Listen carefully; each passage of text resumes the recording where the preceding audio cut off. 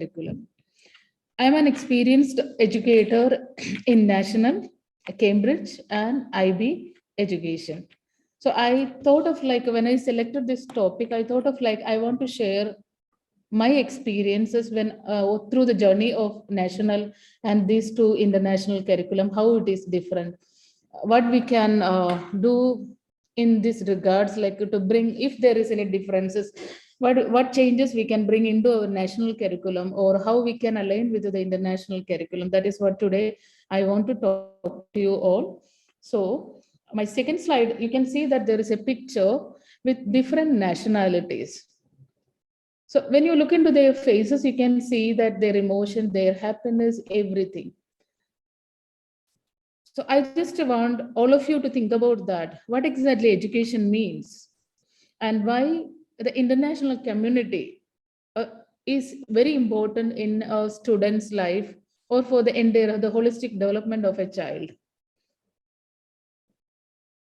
So we can just imagine that a world which is having a world of community of educators and the students, we were able to share our missions, the values, and knowledge and skill to empower the kids or the students to create a better and more peaceful world.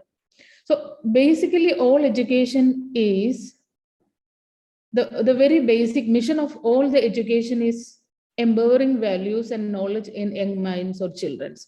But are we really doing that? So what is happening exactly in the national curriculum and why these international curriculums are more broadly accepted than the national curriculum? So that is what actually this entire slide is going through. So you can just imagine that if I am an educator or you are an educator, if someone is calling you as a global educator, what difference it makes in your life? How you are different? A global educator is different from a national educator. What you can do to be a global educator? So here we will discuss about the national and international curriculum. So what I experienced, even I think still it is like that, the national curriculum is always rely on an exam-centered approach. Means we are teaching the students the entire content without even letting the child to think about, or we never, I don't think that any national educator or a teacher will ask a child that what kind of pedagogy, what kind of methodology you want today's class. Do you have any suggestions? How I can teach you, or do you want me to know that this is how I should teach you? Or do you want to teach, or do you want to interact? And a teacher can be sit back and let the student to lead the show. But I don't think that is happening. In our curriculum is basically the national curriculum. In almost every country, I think the national curriculum is the same way because it is purely content oriented, exam based, having a certain criteria where the student has to meet.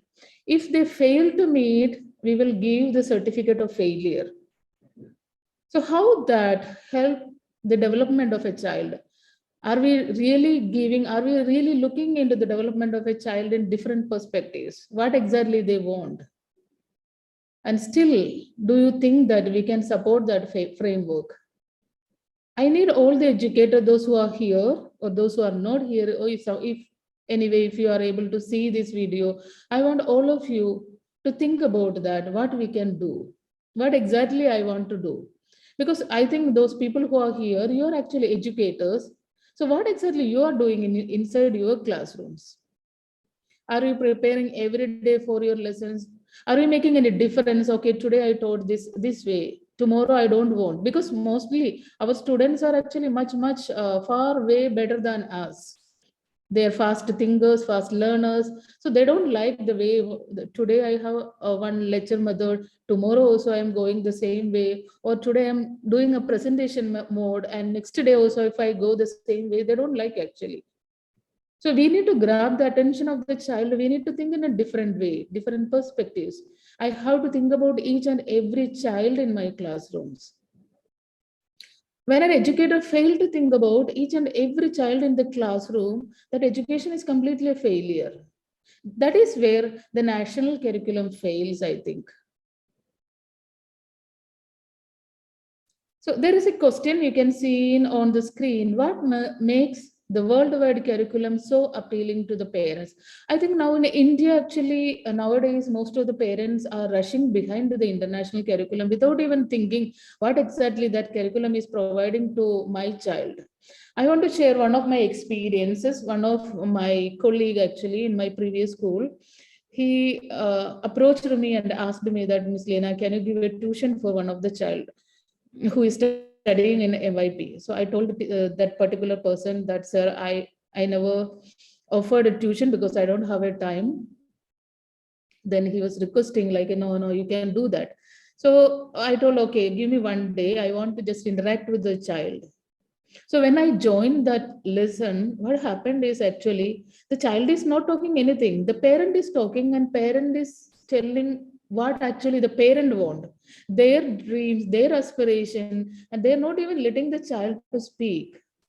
So I felt so sad actually. Still, this is what is happening in our country. The parent is deciding what the child want. We never looking into what the child actually want to. That is where the national and international curriculum is different. The tuition I actually joined was actually for my child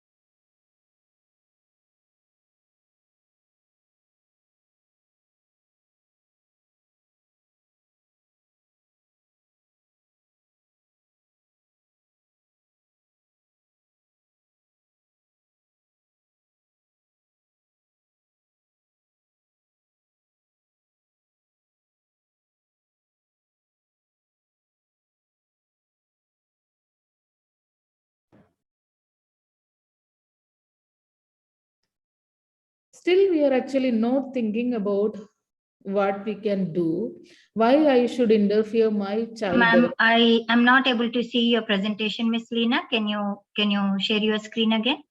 Yeah, sure, sure.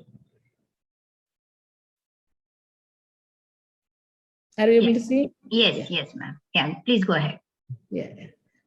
So that nowadays the parents, the Indian parents, I'm talking about Indian parents.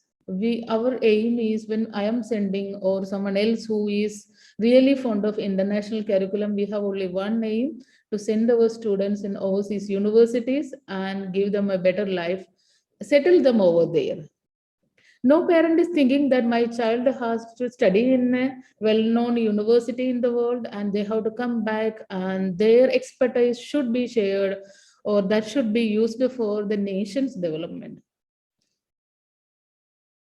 I don't think that there is no such approach from any educators or any school to change the perspective of a parent.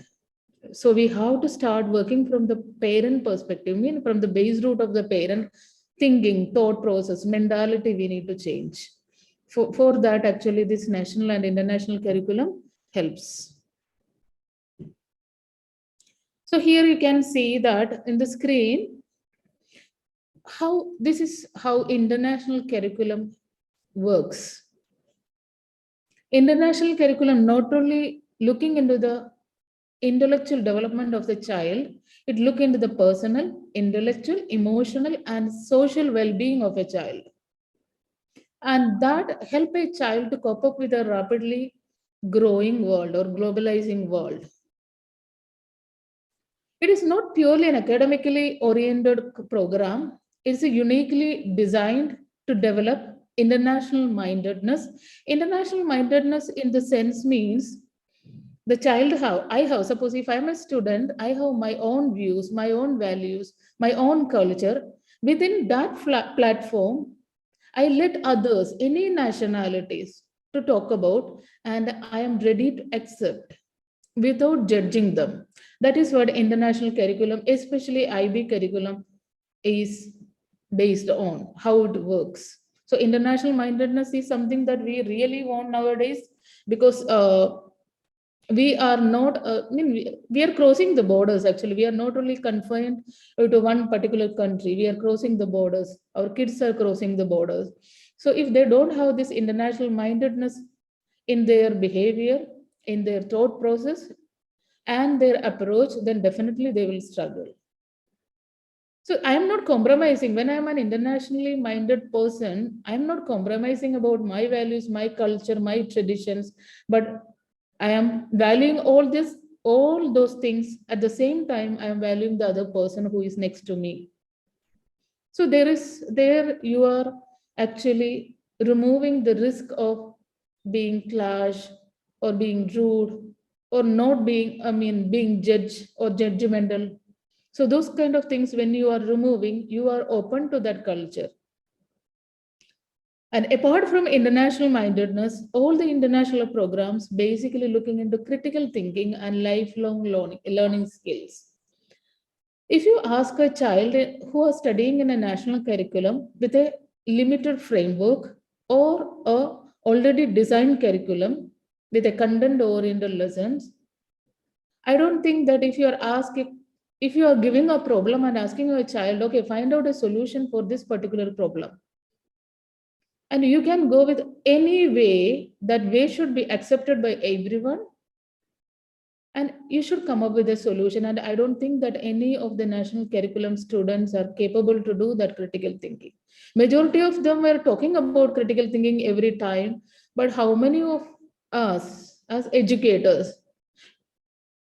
letting our child to know that what is exactly critical thinking, what are the steps they have to follow, how I should think in different ways, what is the importance of being evaluated and reflected. In a majority of our national curriculum, they never give a child to look into or reflect in their own actions. Even teachers, we are never reflect our own actions. But when you sit back and ask your students to reflect back about their experiences when they are going through one particular lesson or throughout one school year, you ask the child to reflect back what they gained. And as an educator, when you reflect yourself, you also come to know that what are the areas of, what are your strengths, what are your weakness, and how you can overcome it. So here, when you are asking a child to reflect, you are not giving a child to a solution. You are asking, you are guiding a child to find a solution. That solution may not be appeal to you, but you can think in a different way that how it work. So that platform basically all the international curriculums provide to each and every child. And nowadays, I'm a biology teacher, biology and ESS, environmental science systems and societies teacher.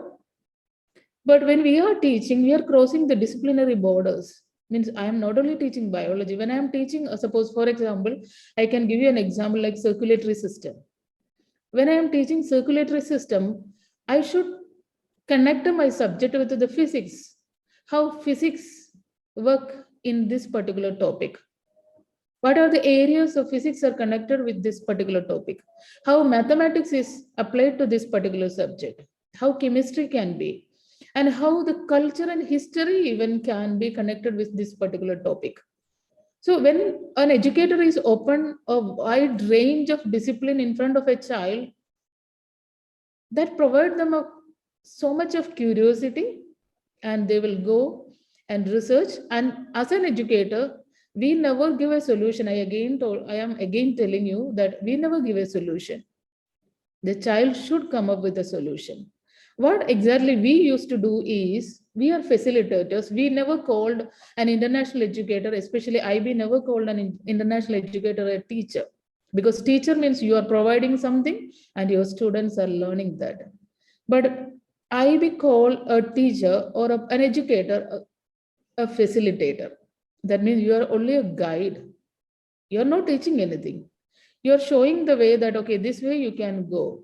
If they stuck, if they are not, then you will travel along with them. So that is a very huge differences actually it makes. So all this education, I already told, we cross the disciplinary borders, then cultural, national, and geographical barriers, and making the child the champions of tomorrow. That is what basically. Ms. Leena, sorry to interrupt you. We have a couple of questions lined up here. Yeah. You want to hear them first, or you want to finish your presentation? Then I should read out the questions to you. You can read. You can read. Okay. So the first question goes like this, ma'am. How to decide which curriculum, I mean CBSE, IGCSE, suits a students, like different curriculum? How do you decide which curriculum suits a student? See, basically, that's what again the question is coming into an Indian perspective. Like, we are not deciding. We have to give a chance to a child to decide. But as a parent or as an educator, I can suggest that, I can tell that these are the good qualities in this particular education. Suppose, for example, if someone asks you that what kind of curriculum that you want to provide to your child, I definitely tell IB, because I experienced national curriculum, I experienced Cambridge curriculum, and I experienced IB, International Baccalaureate curriculum. So why I want? Because I know that in IB curriculum or any international curriculum, even though IGCSE is, around 75% is aligned, close, like how international our national curriculum goes, because it has a fixed frame, curriculum is there, there is no change. But in IB, actually, we don't have a specific textbook. You will be provided with a list of topics, and you are allowing the child to go and read and find out the solutions, and you are asking a child to set, they can come up with what kind of methodology, pedagogy they want. So when I am giving that opportunity to a child, you don't think that our kids are, I told you in the very beginning also, our kids are very far beyond, their processing skill, their mindset, their approaches are much much far better than us parents and educators. So they will think about in diverse way. So when you are selecting different curriculum, if you are looking into the overall development of a child, even though my child is not coming into the very high profile in the professional field, I am looking into the overall development, and I want my child in any situation, he or she should be bold enough to face and find solution. Then you can decide any international, especially IB curriculum, International Baccalaureate curriculum. Thank you, ma'am. Thank you. It's a similar question again. It's regarding to the teachers. How can a teacher decide which curriculum they are best equipped to handle? There is nothing actually a teacher can decide, because if you are a subject expert, it is easy for you to handle all this curriculum. And if you are a person who really want to grow personally and beyond your limit, then I will suggest that international curriculums are the best. If suppose if you don't want to grow, I want to teach only this particular thing, okay, maybe imagine, I can give you an example that I'm a 10 years experience or 20 years experience in physics. So I know the textbook, I know the curriculum, and I don't want to move beyond that. Every day I want to go. There is no need for you to prepare, because you already expertise in your subject. You know what is in the curriculum. But when you come to international curriculum, the challenge is you cannot sit back, because your international curriculum is every time updated. It is, I can still say that 25 years back, what I studied in my universities, what I studied in my school, the same thing still the students are learning, the same thing, no change at all. But if you look into an international curriculum, and if you really want to be an international educator, then you should be ready to move out of your comfort zone. You cannot sit back, because your curriculum is updated, your approach is updated, and you need to think every day, what should I give tomorrow, something new. If I can't do that, then I can't be an international educator. Right, ma'am. So before going live, I asked you the same question. Somebody wants to know about your education career. Please tell us about your education career so far. What attracted you to teaching? Yeah, of course I will tell. Actually, in the very beginning, I'm a postgraduate in zoology, and I have an educational, B.Ed in natural science. That is purely my father. Actually, you know, the Indian approach in those days also, my father forced me to be in the educational field. Actually, in the very beginning, I don't like actually. In the very beginning, in the sense, I started my teaching 2003, and until 2009, I was a national curriculum teacher. And when I start moving abroad, in 2010, I moved abroad. That is the time I really started enjoying my teaching and learning. I become a learner. I mean, that education really fascinated me because when I came to that particular field, I realized that I don't know anything about the educational field. And another thing is, I realized that if I am not ready to learn, then I will be outdated. I will not get any platform that I can excel. So I started learning. The learning start in international education. What is the best thing is like you have a collaborative units are there. You can collaborate with a person throughout the world, anyone. We have international community groups are there. So you share your ideas. Maybe in the very beginning you are very blunt, you don't know what to ask, but doesn't matter. Nobody is going to question you. You ask and very patiently they give you the answers. That is where you learn tolerance, humility. You will be questioned in a very reasonable way, and you learn how to be open minded and how to be tolerant enough to accept those questions. So when they're asking certain question, you come to know that okay, I should know that because next day, next month, if I'm going in that collaborative session, I should answer those questions. So I started researching. I started looking into different perspective, different approaches in different curriculum, how it is happening, and what is the best way that I can implement in my classrooms. So my first 8 years of teaching were in Cambridge, IGCSE, GCSE, A level and AS level and A level. And 2016, I moved into international baccalaureate, and that is one of my favorite and ever time favorite curriculum, I can say, Glad to because know, ma'am. that So, is. yeah, Mm. go ahead. So, I mean, if suppose if you are getting a chance to be in an IB school, you have to go there because now I am capable to talk in front of you people. That confidence I learned from IB curriculum only, because IB give you a lot of opportunity for an educator, a lot of platform and a lot of position. If you are capable enough, you are not sitting in the school, you become a worldwide person because IB has a lot of platform for you. And second thing what attracted me being an international educator is definitely monetary benefit is there. That is definitely is there because when you are having more experience, your profile is going to be more valued, then definitely you can ask, this is what I want because I work this much. And even international curriculum never give you a chance to sit and relax. Actually, you have to work really hard. So if you work really hard, we demand, I demand actually that what I want, and I think you will get. Okay, ma'am. So, how to motivate your students to become active learners in a classroom? So the same thing I answered. No, being an active learner, first thing they should be an enquirer. Enquirer means usually we provide open-ended question. We will never ask, what is this? What is your name? What happened? So always our questions are open-ended question. To what extent? How far?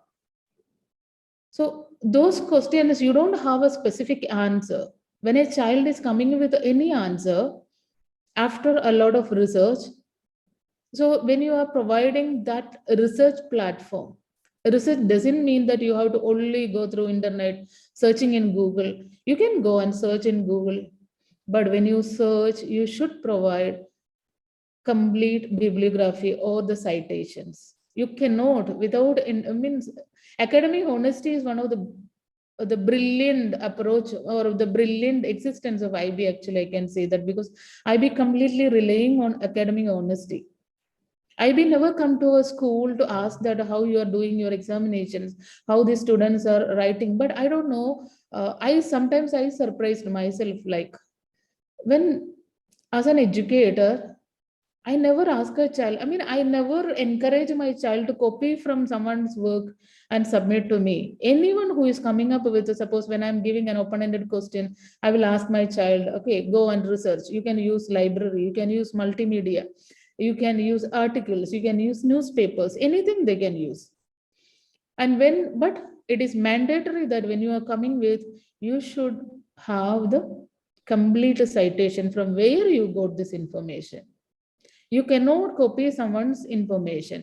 So that is one way you are making a child very conscious that I should not copy somebody's answers. And even though I am copying, then I have to give a citation.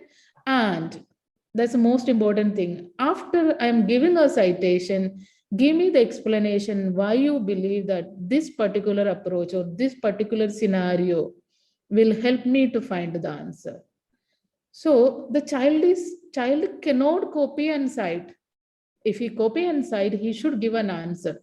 For that, child has to think in a multiple ways. That usually we teach that what are the ways, like we have certain approaches, ATL skills were there, how to communicate, how to collaborate, how to develop social skills, how to manage time.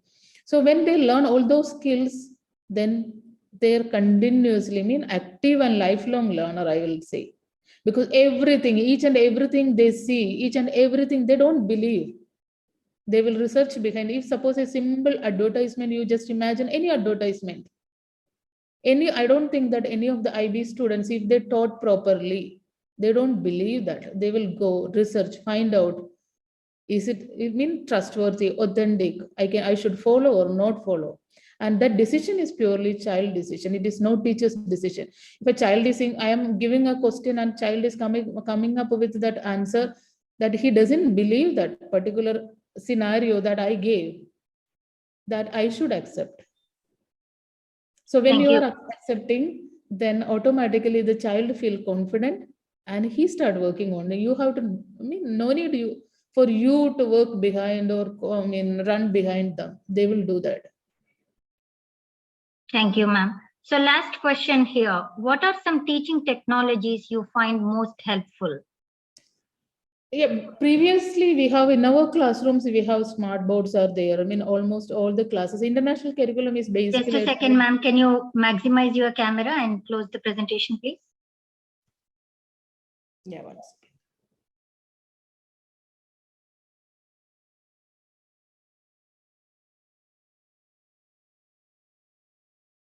Are you able to see now? Yes, ma'am. Yeah. Please go ahead. Can you please repeat the question? Yeah. What are some teaching technologies you find most helpful? Yeah. In our national curriculum, I don't think that we have well developed, because this international curriculum, it needs a lot of expense actually, basically when you are developing, when you are setting up your classroom. So almost all our classrooms, we have a smart boards, and we are allowing our students to use laptops inside the classroom with the full internet facility is there. So that is one maybe a disadvantage in our national curriculum that we need to develop. And the technologies basically I use recently, the MindMaster is there, then Paradox is there, Google Classroom is there, Edpuzzle is there. These are interactive platform. When you are posing a question, the same time you can see that your students are writing the answer over there. So the same time, as an educator or a facilitator, you will get a chance to discuss what exactly, looking into that particular question, what kind of specification we are looking into. So these are the platform I usually use, these online platforms. Apart from that, the same smart board, then PowerPoint presentations are there. And group discussion is one of the best way that we can develop communication skills inside the classrooms. That each child, one thing we need to understand is like, IB international education basically give inclusive education. Even though you are a weak one particular child who is weak in academics, or maybe he is weak in communication skill, or maybe he is weak in research skill, any one particular area, we will work on that, and that particular area we focus more. So international education in that way, it is really challenging, because you cannot rely on one particular methodology or approach for the whole class. So your approach and methodology, your teaching tactics will differ in each classes. And I really enjoy this debating and discussions, because that is where the child is speaking up. Like, they were sharing their ideas. But if, apart from that, this paradox is really close to me. And then Then Mentimeter is also really one good online platform that you can discuss, you can interact with your students, even though they are inside your classroom or outside the classroom. That is also one of the very reliable online platform that you can interact, much better than Google Classroom and Edpuzzle, I felt. Okay, ma'am, good to know. And that's all for the questions, ma'am. Question answer round. School Journal of Education and schoolreformer.com. Thank you for the talk and for patiently answering all the questions, ma'am. We also thank the audience for participating in the event. We will end the meeting today. Thank you. Yeah.